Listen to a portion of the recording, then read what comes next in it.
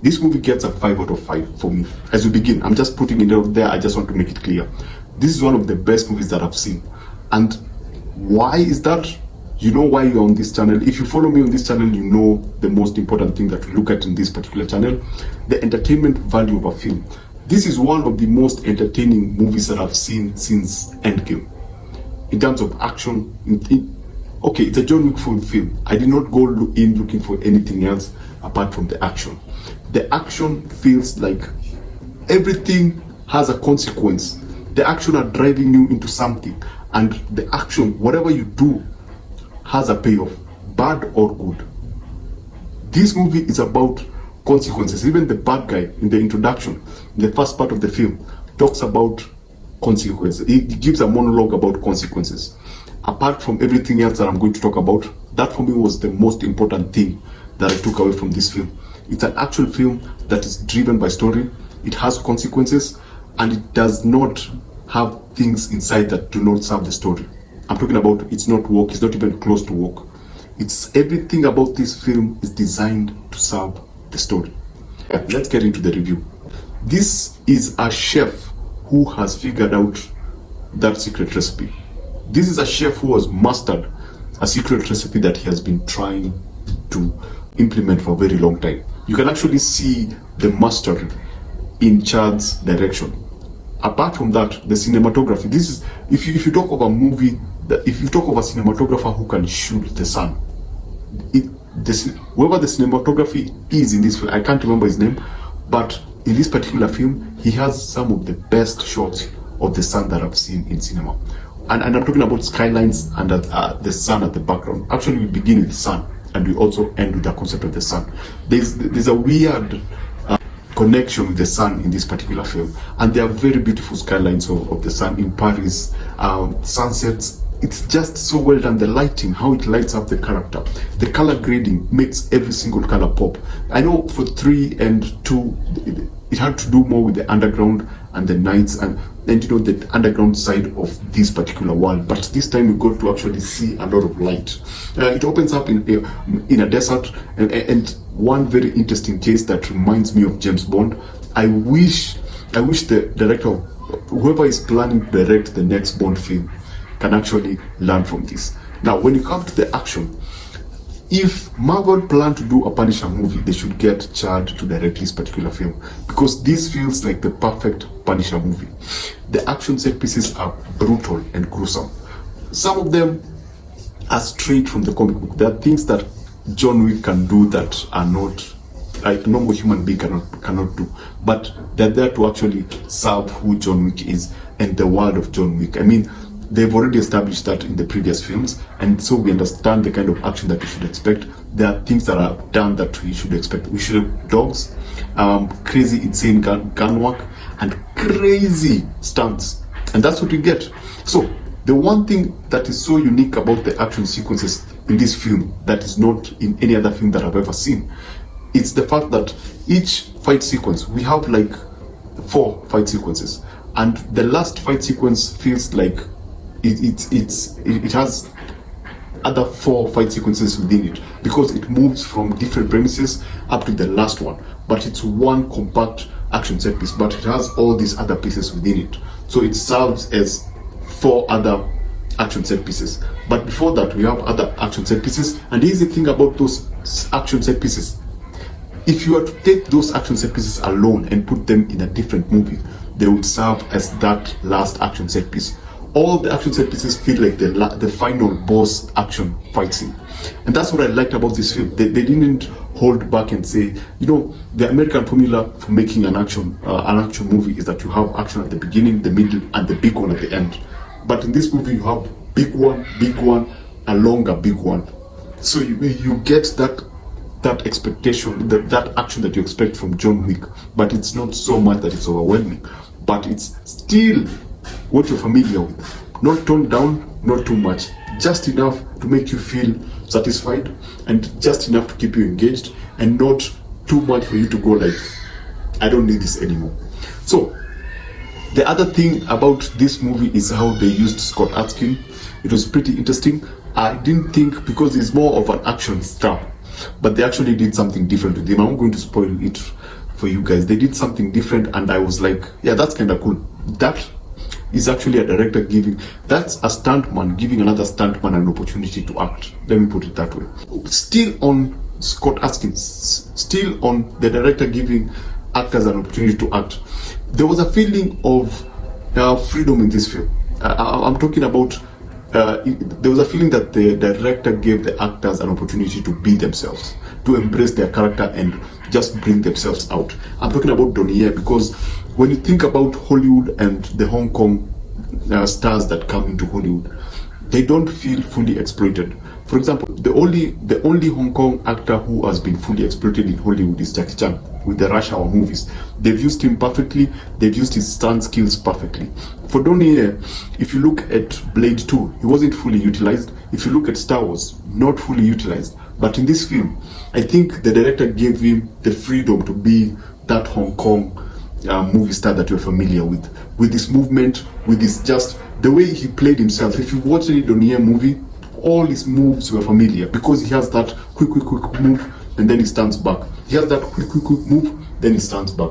And then he has that style of acting where he's more of a quiet guy. He says something quickly, then goes silence and then waits for a reaction. And now he's playing a blind guy, so you can actually see how his movements are calculated and how he will position himself in such a way that still makes you believe that he's blind and still makes you believe that this is a dangerous blind character. Another thing that feels very Hong Kong is there's a particular scene in a kitchen whereby all the bad guys are going for whoever they're going for, and Donnie is just sitting somewhere eating.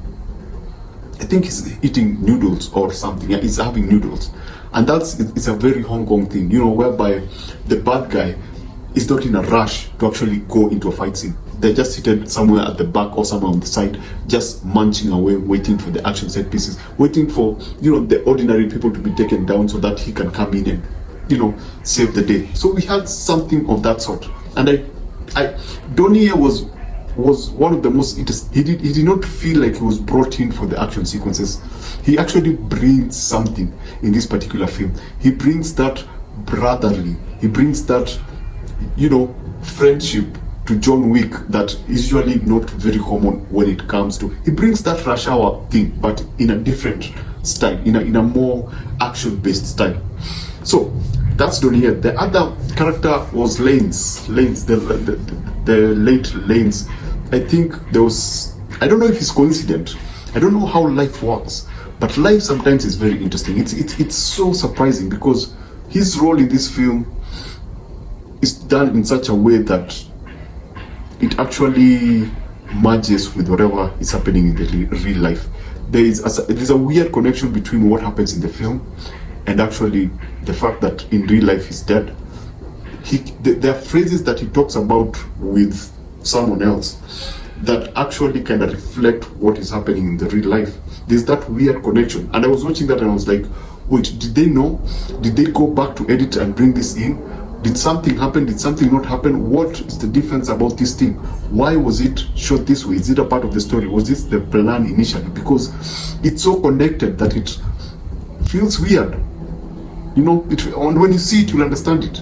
There's something happens to his character, and you're like, based on what you've seen, and based on the previous John Wick's movies and this particular movie, it all kind of connects.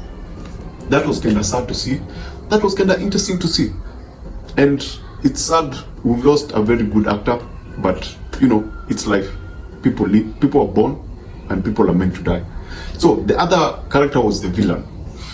This guy is the best Bond villain that we shall never see.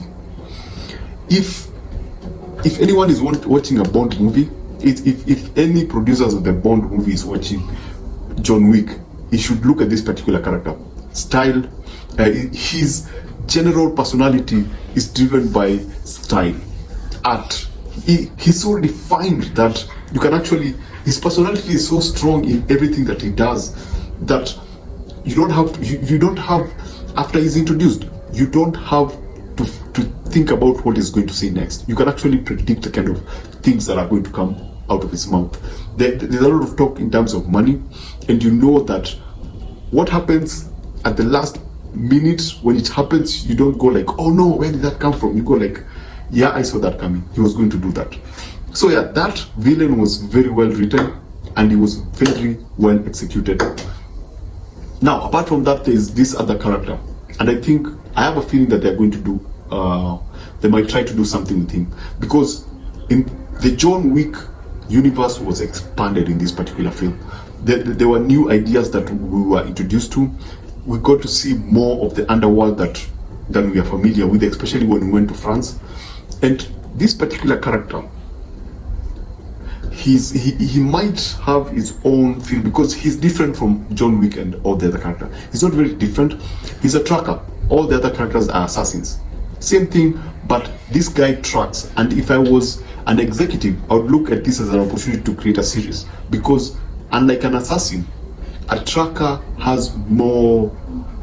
There's a lot of potential. Actually, if you were to just base the series on his book, that book that he was walking around with, you can actually make something out of that. You can make a few pages a story about. Each pages can concentrate on an event, tracking someone different based on just the book. So that's a very interesting character. I don't know what they intend to do with him, but that was the only character that I thought was more of a threat to John Wick than any other character. He's very good with the gun, and he's very good when it comes to hand-to-hand combat. Now, those are the characters. The cinematography, I think I talked about it with the opening. This solidifies my belief that this is one of the best action movie made. All the action set pieces were masterfully shot. And when I say that, I mean that some very, very creative shots in this film. They are very creative action. They are very creative fight scenes with cars, with knives, and with guns. They elevated the gun actions in this film. There are different guns in this film. A particular scene, you guys will see it and you'll obviously note it. There's a particular scene with cars, and John Wick is in a car and the doors have been blown off. And so he has to go around the bad guys in a bunch and just try to take them out. That was a very interesting shot, and it's shot from above. Then there's another shot from above inside a building, and again those big guns. That was very well shot. I would want Chad to break that scene down, because it's fantastic. It's fabulous. It's one of the best. It's one of the best scenes that I've seen in a very. It looks like you've seen top-down video games. It looks like one of those top-down video games whereby you're just following a character with a gun taking people out. Yeah, that was so well done that I would wish to see a director breakdown of that particular scene. So yeah, that's my thoughts on John Wick. I truly enjoyed it. If you were to ask me to either do Cinemax or IMAX, I would do IMAX, because IMAX, the sound is just amazing. For Cinemax, it was more of, I don't know what you call it in the States. For us in our country, Kenya, it's called Cinemax. So it's Dolby Atmos, and then the screens are wider. They're not huge, they're just wide.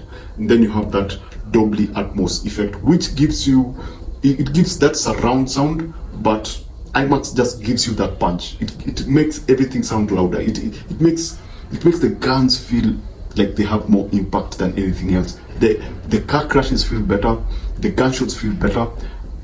There's one interesting use of sound in the film that worked effectively on IMAX than in Cinemax. There's a scene at the end when something is happening and these people are waiting for someone to come, and all they can hear are gunshots. So they're quiet and all you can hear are gunshots in the background, and that is used to communicate. And what they talk about is based on only those sounds.